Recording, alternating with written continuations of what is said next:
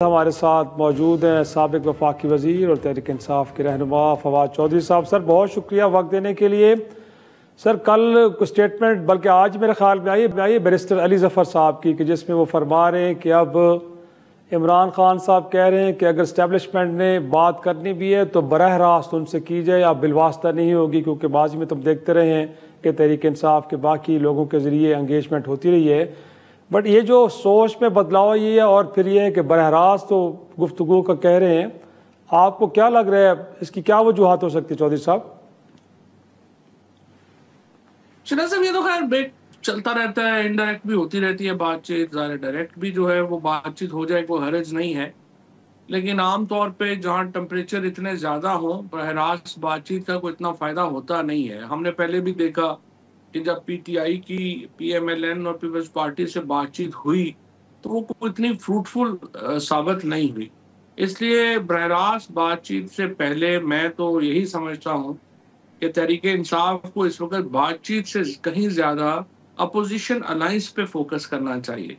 और उनको ये चाहिए था कि एक अलायंस बनता जिसमें मौलाना फजलुर रहमान, जिसमें हाफिज नईमुर रहमान साहब, शाहिद खकान अब्बासी साहब, महमूद अजहज़ई, राजा नासिर अब्बास, ये सारे लोग जो हैं पीटीआई के साथ बैठ के मुज़ाकरात का हिस्सा बनते। तो इसका फ़ायदा ये था, देखिए कि इन लोगों के साथ जो टेम्परेचर है वो उतना नहीं बढ़ा हुआ जितना पीटीआई के साथ बढ़ा हुआ है, तो आपकी बातचीत आगे बढ़ सकती थी। पीटीआई में जो सबसे बड़ा इस वक्त मेरे ख्याल लेकिन में जो प्रॉब्लम है वो ये है कि जी जी जी जी जी आप बात का पीटीआई कंप्लीट में कीजिएगा, मैं सवाल उसके बाद आप जी जी पीटीआई में जो इस वक्त सबसे बड़ा मसला है वो ये है कि कोई पॉलिटिकल स्ट्रेटजी जो है वो हमें नजर नहीं आती। लिहाजा उसकी वजह से प्रॉब्लम्स आते हैं। मिसाल के तौर के ऊपर आप देखें, आप कोई इंटरनल प्रेशर नहीं क्रिएट कर सके, आप कोई एक्सटर्नल प्रेशर जो है लॉबी जो उसको कंक्लूड नहीं कर सके, उसके बाद आप पोजीशन अलायंस जो है वो नहीं बन सका। मतलब ये तो खैर चलिए बड़ी बातें हैं, छोटी सी बातें भी अगर आप देखें, सारी पार्टी वकीलों के पास है, आपका सेंट्रल सेक्रेटेरिएट बंद है। कम से कम आप अपना सेंट्रल सेक्रेटेरिएट ही पेशावर में जाके खोल लेते। आपका जो एक आइन है ऑलमोस्ट वो सस्पेंडेड है, आप उसके ऊपर ही उतनी देर में अमल जो है वो करवा लेते, कोई तंजीमें बना लेते, कोई बॉडीज बना लेते अपने आइन के मुताबिक। तो आप देखेंगे उसमें कोई ऐसा कोई नजर नहीं आता कि बाहर को लीडरशिप मौजूद है जो कि पार्टी को थोड़ा बहुत भी चला सके। तो इमरान खान की जो उम्मीदें हैं पार्टी के साथ वो पूरी हो ही नहीं सकती थी, वो हो भी नहीं रही हैं। So that's I mean the distance between politics and PTI is is extremely wide. उसको कैसे कम करें ये सोचने की बात है। सही। लेकिन ये जो आपने अपोजिशन अलायंस की बात की, इस पर तो मैं सवाल आगे जाके करना चाहूँगा, लेकिन फिर अगेन मैं जो पहला सवाल आपसे किया था उसमें कहीं ऐसा तो नहीं है कि खुद अब इमरान खान साहब अपनी पार्टी के लोगों पे ट्रस्ट नहीं कर रहे, क्योंकि पिछले अरसे के अंदर गुफ्तगू हुई लेकिन फ्रूटफुल साबित नहीं हुई। शायद उनको लग रहा हो कि उनको भी कहीं एक तरह से डिसीव किया जा रहा है, एक्चुअल बात नहीं बताई जा रही, तो तभी वो बरह रास्त गुफ्तगू करना चाह रहे हैं। तो पार्टी पे मिसट्रस्ट भी इसका एक वजह हो सकती है आपके ख्याल में? देखिए सच्ची बात तो यह है कि जब आपने पार्टी की लीडरशिप जो है वो बिल्कुल ऐसे पॉलिटिकल नॉविसेस के हाथ में देंगे और ये एक्सपेक्ट करेंगे कि वो कोई बहुत बड़ा मिरेकल कर दें, तो जाहिर है वो तो मुमकिन नहीं है। खान साहब का देखें ना, असल तो जो हैंडीकैप है इस वक्त वो तो ये है कि एस्टैब्लिशमेंट ने जो पार्टी का काडर था वो तो खत्म कर दिया, हम सारे लोगों को कुट मार के निकाल दिया, जेलों में डाल दिया। उसके बाद जो लोग आए हैं उनका तो पॉलिटिकल ना एक्सपीरियंस है ना कोई अपना कोई कद है कि वो कुछ इस मामले को आगे बढ़ा सकते चला सकते। लिहाजा वो एक प्रॉब्लम हो गई है मेरे नज़र में। अब भी अगर खान साहब जो हैं वो एक ऐसी कमेटी की तश्कील करें जो कि बराबरी की सतह पर बात कर सके, मौलाना फजल रहमान साहब को इंगेज कर सके, अपने खाका नवासी साहब को इंगेज कर सके, हाफिज नईमुर रहमान साहब को इंगेज कर सके, और फिर इनके साथ जो है वो आप मुमकिन होगा कि आप हुकूमत और इस्टेब्लिशमेंट के साथ जो है वो राब्ते बहाल भी करें और उनसे फिर रिलीफ भी लेने की कोशिश करें। अच्छा जोसेफ, साथ में मैं कुछ ये भी कुछ हमें समझाइएगा कि क्या इस वक्त हालात इस बात का तकाजा करते हैं, इमरान खान साहब की ख्वाहिश अपनी जगह पे कि वो गुफ्तगू करना चाह रहे हैं, पैगाम भी भिजवा दिया, बट मौजूदा सूरत हाल ऐसी लगती है आपको कि ज़रूरत है इस्टेब्लिशमेंट को कि वो इमरान खान साहब को एंगेज करे? और फिर मोर इम्पॉर्टेंटली खान साहब बार बार ये कहते हैं कि जब अपनी ज़ात करे तो कुछ मांग नहीं रहे, बाकी तो वो चाह रहे हैं कि शायद 2024 में उसका मैंडेट चुराया गया वो वापस किया जाए, मखसूस नशिस्तें उनको दे दी जाएँ। तो बकौल राना सनाउल्लाह साहब के अगर सब कुछ हमने उनको देना, इसका मतलब है कि हुकूमत हम उनको दे दें फिर हम घर चले जाएं, तो ये पॉइंट ऑफ डिस्कशन होना क्या चाहिए अगर गुफ्तगू होती भी है तो? देखिए ना, मेरा ख्याल यह है कि दो ही बातें हैं जिनके ऊपर असल डिस्कशन है। एक डिस्कशन ये है कि अगले इंतखाबात जो हैं पीटीआई कहेगी कि 6 महीनों में होने चाहिए, हुकूमत कहेगी कि नहीं 3 सालों में होनी चाहिए। तो ये जो 24 महीने का गैप है ये एक सब्जेक्ट ऑफ डिस्कशन है, इस पे कहाँ पे जो है वो बात खत्म होती है।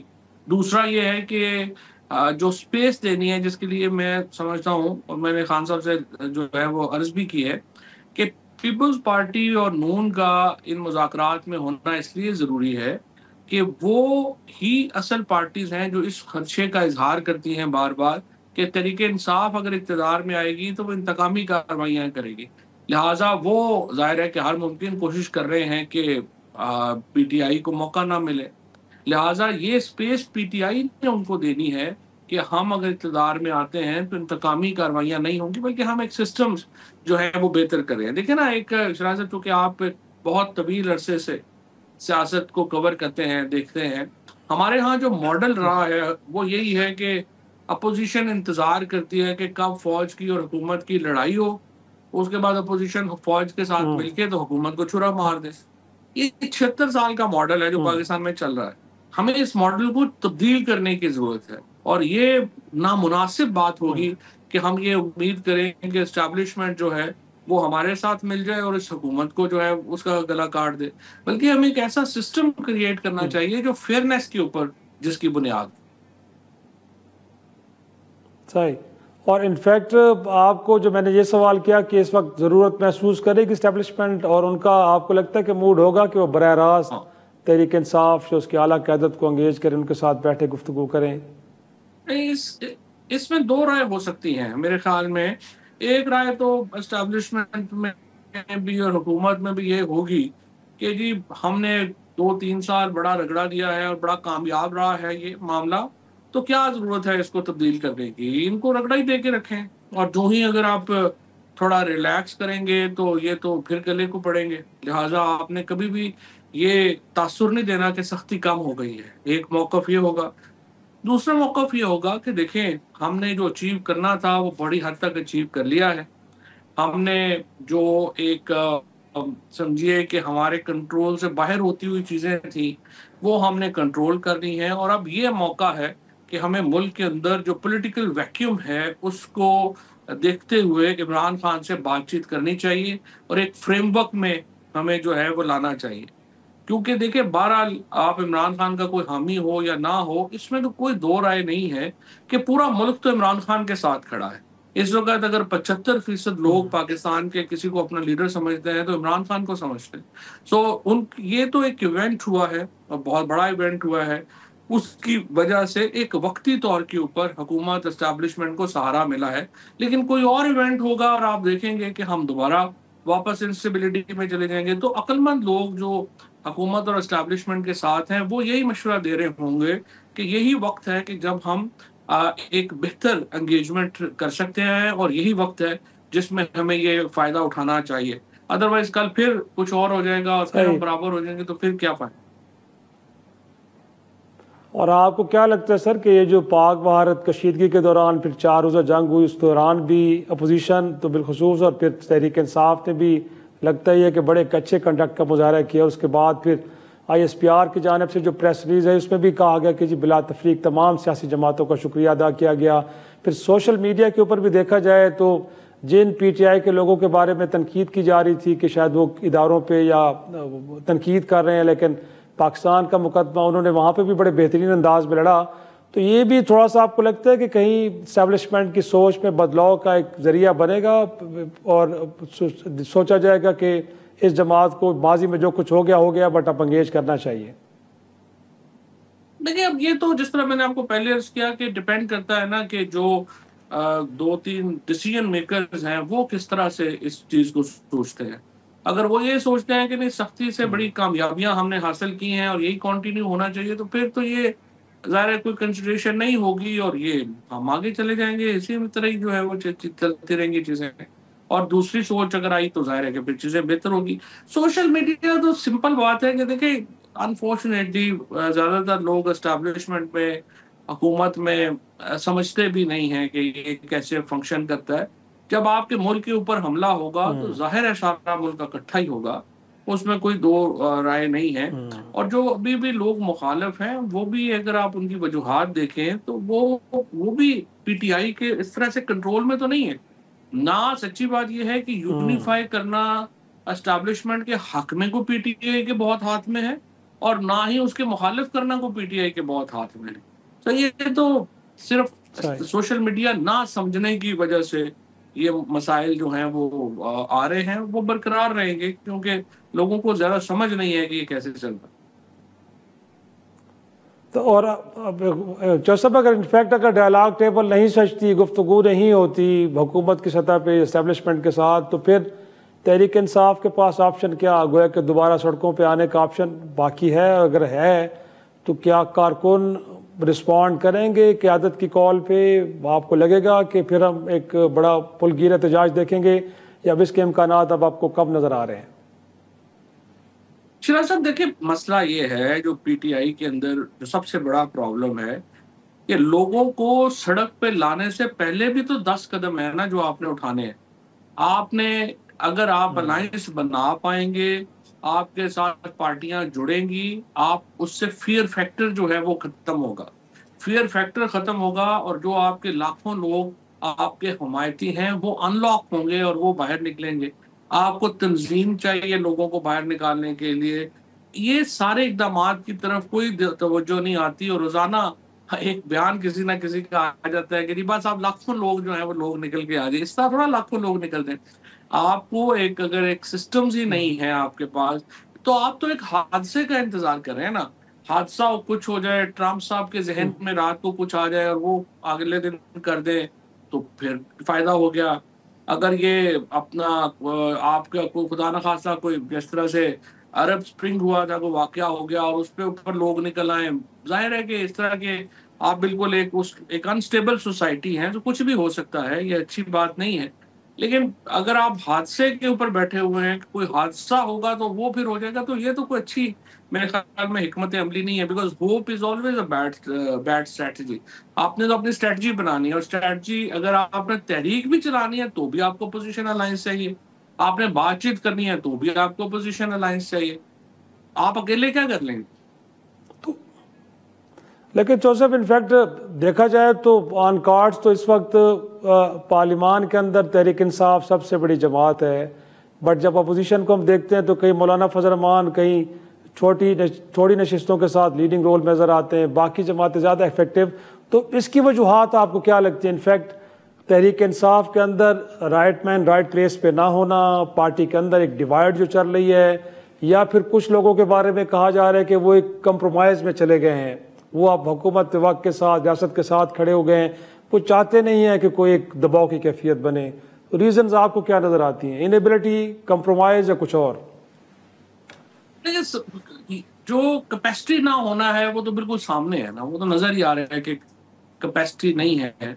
और बाकी जो कंप्रोमाइज है वो जाहिर है कि वो तो ज्यादा नीयतों का हाल तो अल्लाह ही जानता है। लेकिन हमने तो देखना है, हमें आपको तो एविडेंस चाहिए ना डिलीवरी की।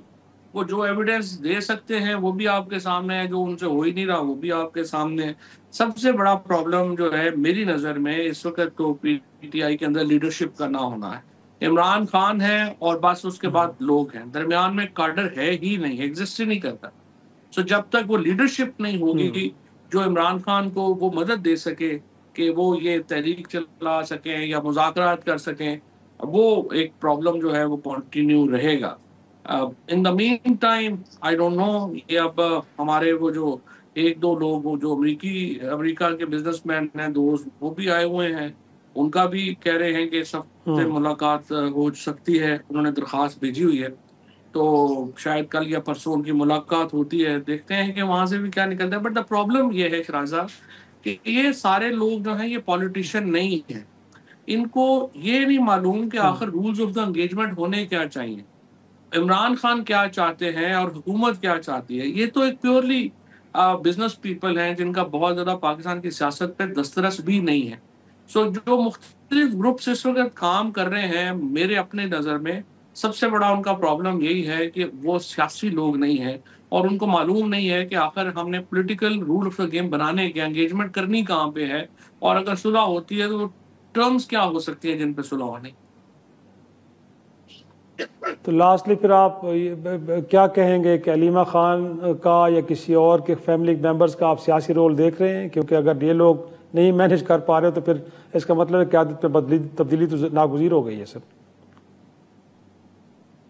देखिए जी, मेरी नज़र में और देखना चाहते हैं और देख लें, लेकिन सच्ची बात यह है कि मुझे नहीं यकीन कि इस लीडरशिप से कोई डिलीवरी मुमकिन है, और जो इमरान खान चाहते हैं उनकी उम्मीदों के ऊपर ज़रा भी पूरा उतरने का इनकी कोई एबिलिटी होती तो अब तक जो है कुछ ना कुछ सामने आ चुकी होती, लेकिन मेरी नज़र में इनका कोई वो नहीं है। खान साहब को 2 साल अंदर इतनी ज़्यादा पॉपुलैरिटी शायद कायद आज़म मोहम्मद अली जिन्ना ने शायद इस मुल्क में जो है उन्होंने एक्सपीरियंस की होगी, उनके अलावा तो कोई और लीडर पास भी नहीं है इस पॉपुलैरिटी के। तो इसके बावजूद 2 साल से इमरान खान जेल में है, और ये बहुत बड़ा एपिक पॉलिटिकल फेलियर है मेरे ख्याल में। और अनफॉर्चुनेटली लीडरशिप जो है कुछ डिलीवर नहीं कर पाई, और जो मैं देखता हूँ, जो कैपेसिटी का अंदाजा लगाता हूँ, कंडक्ट देखता हूँ, मुझे नहीं लगता कि ये लीडरशिप जो है वो कुछ डिलीवर कर भी पाए।